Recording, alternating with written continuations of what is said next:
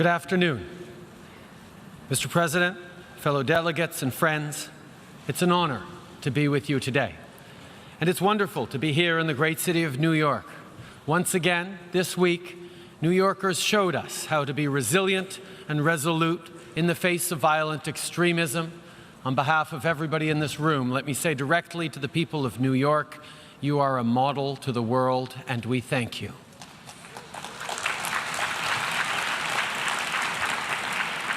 Exactly 1 year ago, Canada was in the middle of a long and closely fought election campaign. 78 days on the road, and I can assure you, in Canada, there are 78 days worth of roads. It is the responsibility of a leader to spend time with the people they were elected to serve. If you want the real stories, you have to go where people live. Coffee shops and church basements, mosques and synagogues, farmers markets, public parks. It was in places like that that I got the best sense of what Canadians were thinking and how they were doing. And through the politeness, because we Canadians are always polite even when we're complaining, I learned a few things. I talked with people my age who were trying to be hopeful about their future but found it tough to make ends meet even when they were working full-time. I heard from young Canadians who were frustrated, who told me that they couldn't get a job because they don't have work experience, and they can't get work experience because they don't have a job. I heard from women and girls who still face inequality in the workplace and violence just because they are women, even in a progressive country like Canada. J'ai rencontré des parents qui travaillaient fort pour donner à leurs enfants toutes les chances de réussir, every chance in mais qui ont life, peur que every leurs chance to be efforts successful, but ne who were seront pas afraid suffisants. that their efforts would not be enough. J'ai eu l'occasion de partager des repas I avec had des an aînés à la opportunity to retraite share a meal qui ont with travaillé fort friends who are toute leur retired, vie, who'd worked hard qui all sont of their maintenant lives, de se and rendre who à are des now banques alimentaires. having to go to food J'ai eu banks. trop de conversations I troublantes had avec les too Canadiens many au cours des troubling dernières conversations with Canadians over Mais recent years, Elles ont mis aussi quelque chose au but clair pour they moi. also made something clear to Les me. Canadiens croient encore au Canadians progrès. still believe in Ou du moins, progress, or que le at least progrès they est possible. believe that progress is Mais possible. cet optimisme But this est mêlé à optimism beaucoup d'inquiétudes.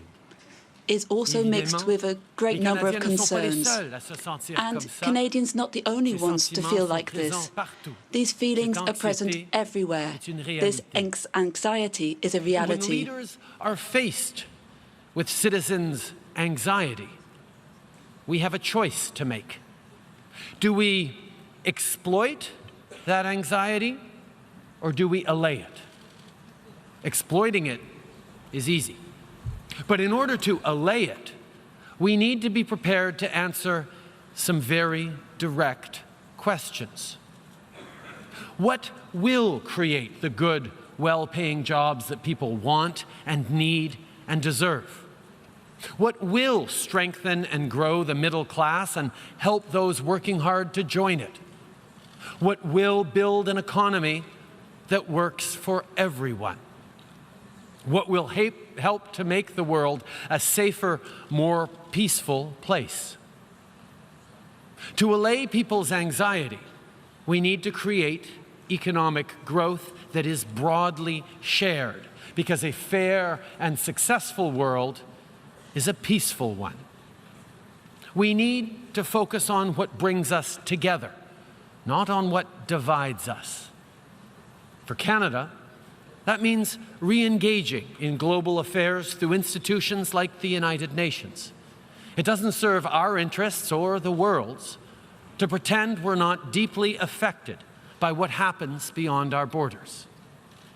Plus tôt cette année, nous avons aidé à négocier Early on this l'accord year, de we Paris helped sur les to changements negotiate climatiques. the Paris Dans le Climate Change cadre de notre Agreement, engagement à sa mise en œuvre, and we're nous avons committed annoncé to que le implementing it, and we announced that Canada will invest $2,65 milliards sur 5 ans $2.65 million pour over financer la 5 years to croissance propre finance et à faible clean émission growth de carbone with dans low les carbon pays en emissions développement. in developing Dans le countries, but d'aider à promouvoir with a la paix et view la to sécurité dans les helping to promote zones peace and touchées security par in those l'instabilité, zones which are affected by instability. We have reasserted our support for NATO, and we have committed ourselves to increasing Canada's role within the peacekeeping operations of the United Nations.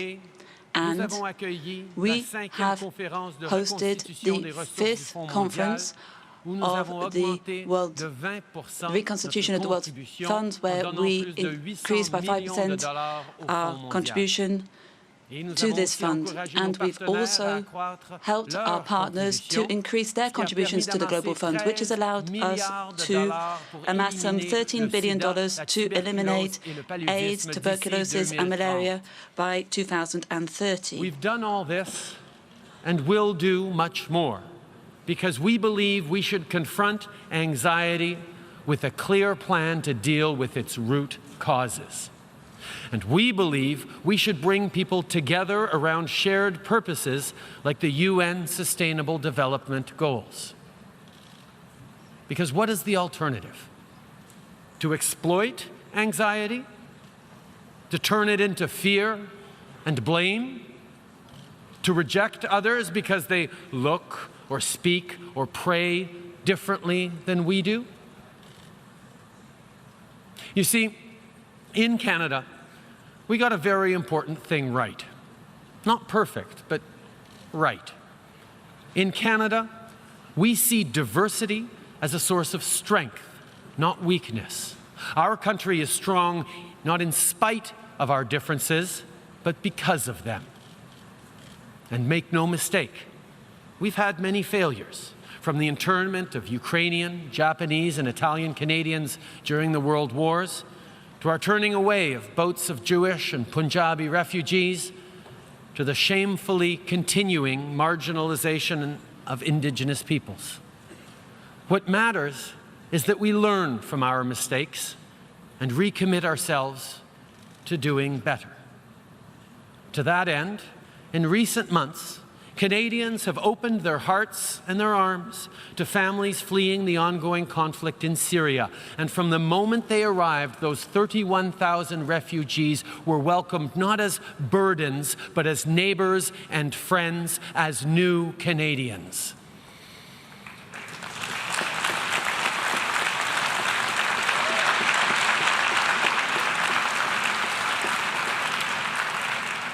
Cet effort a rassemblé les Canadiens. This effort has brought together Canadians in an almost unprecedented way. The government has been working with business people, with committed citizens, with civil society to assist the new people coming to our country to adapt themselves to their new country. But our efforts will only be successful once these refugees have been well established as full members of the Canadian middle class. And I want you to know that this objective is one which is within our grasp, not because of what we have done, but because of what these people are bringing themselves. Refugees are people with the same hopes and dreams as our own citizens. But while our people have felt anxiety, Syrians faced catastrophe. Do you want to know where the Syrian middle class is? Well, they're living in refugee camps in Turkey, Lebanon, and Jordan. They're moving across Europe looking for a place to set down roots, to get their kids back into school, to find steady work, and to become productive citizens. Refugee camps are teeming with Syria's middle class. Doctors and lawyers, teachers and entrepreneurs. They're well educated, they work hard, they care about their families, they want a better life, a safer and more secure future for their kids, as we all do. So when I say that I hope that Syrian refugees that we welcomed will be soon able to join our middle class, I'm confident that we can make that happen, and we'll do it by offering them the same things we offer to all our citizens: a real and fair chance at success for everyone.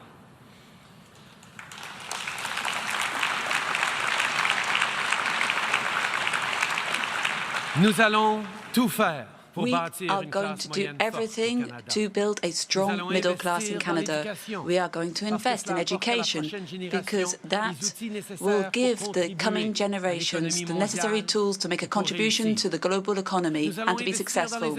We're going to invest in infrastructure because that will create good jobs which are well paid for the middle class, and that will contribute to making our community one of the best places to live and work and invest. We are determined to build an economy which works for everyone, not only for the richest 1%, so that each and every person can benefit from economic growth. And we are going to refuse to give in to pressure to change our profound innermost values to win easy votes. People in the world expect more from us, and we expect more of ourselves. In the end, my friends, there is a choice to be made. Strong, diverse, resilient countries like Canada didn't happen by accident, and they won't continue without effort. Every single day, we need to choose hope over fear, diversity over division. Fear has never created a single job or fed a single family. And those who exploit it will never solve the problems that have created such anxiety. Our citizens, the nearly 7.5 billion people we collectively serve, are better than the cynics and pessimists think they are.